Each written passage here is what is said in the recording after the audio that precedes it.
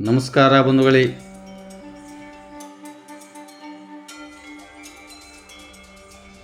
ಆಷಾಢ ಏಕಾದಶಿ ಪ್ರಯುಕ್ತ ಶ್ರೀ ರುಕ್ಮಿಣಿ ವಿಠಲ ಸ್ವಾಮಿ ದರ್ಶನ ಪಡೆದ ಸುರಕ್ಷಾ ಸೇವಾ ಸಂಸ್ಥೆಯ ಆಶ್ರಮವಾಸಿಗಳು. ನಗರದ ಅಂಗವಿಕಲರ, ಅನಾಥರ ಹಾಗೂ ವೃದ್ಧರ ಸೇವಾಶ್ರಮವಾದಂತಹ ಸುರಕ್ಷಾ ಸೇವಾ ಸಂಸ್ಥೆ ಇಳಕಲದ ಅಮ್ಮ ಸೇವಾಶ್ರಮದ ಆಶ್ರಮವಾಸಿಗಳು ಆಷಾಢ ಏಕಾದಶಿ ಪ್ರಯುಕ್ತ ನಗರದ ಜೋಶಿ ಗಲ್ಲಿಯಲ್ಲಿರುವ ಶ್ರೀ ರುಕ್ಮಿಣಿ ವಿಠಲ ಮಂದಿರಕ್ಕೆ ತೆರಳಿದರು.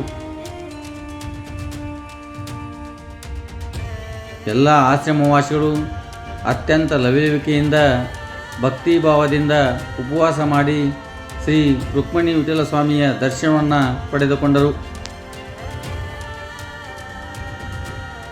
ನಂತರ ಎಲ್ಲ ಆಶ್ರಮವಾಸಿಗಳು ಆಶ್ರಮಕ್ಕೆ ಮರಳಿ ಎಂದಿನಂತೆ ಉಪಹಾರ ಸೇವಿಸಿದರು.